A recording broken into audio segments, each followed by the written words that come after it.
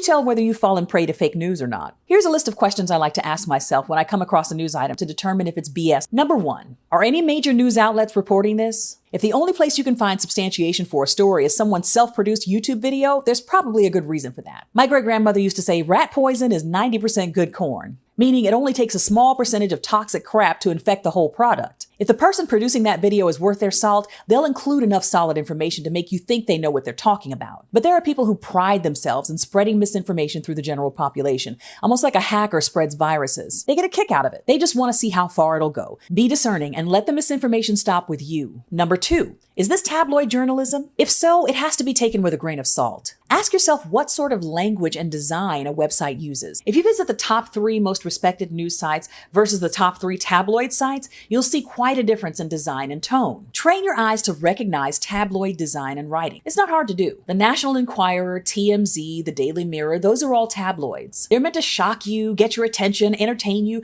and maybe provide you with a little bit of useful information. They're really flashy and they contain lots of ads posing as news stories. And their headlines are all really bold and salacious. They are not the same thing as news. When you visit a site like the Associated Press, NPR, or Reuters, their headlines tend to be pretty straightforward. Their stories aren't written to shock you. They're written to inform. Number 3, do I find myself getting worked up every time I watch this channel or go to their website or social media page? And I don't just mean in times of crisis, but is everything they report on designed to get a rise out of you? Do you often feel that the world is on the brink of destruction when you read or watch their stories? The world can be a really sad and scary place at times, but the news shouldn't leave you feeling like the whole world is against you and is on the verge of imploding at any given moment. Not every day, anyway. They should be able to contextualize a broad range of events without intentionally harping on things that get you worked up emotionally. If they're doing that, you're being manipulated. Number 4, is this news item coming from a source that's well respected in the journalism community? Rival news organizations will engage in friendly fire when it comes to ratings, but they'll always acknowledge fellow journalists and news outlets that they respect. If the vast majority of news outlets speak unfavorably about a particular news outlet, beware.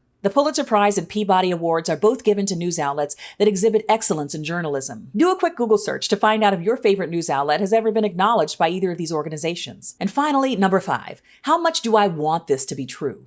Is my confirmation bias setting in? Am I willing to believe any negative thing someone writes about a group of people that I dislike? Am I willing to take the time to make sure the information in the article I'm sharing is accurate before passing it along? Being willing to stop and think before sharing false information can prevent us from contributing to the fake news ecosystem that threatens to disrupt our fundamental understanding of truth itself.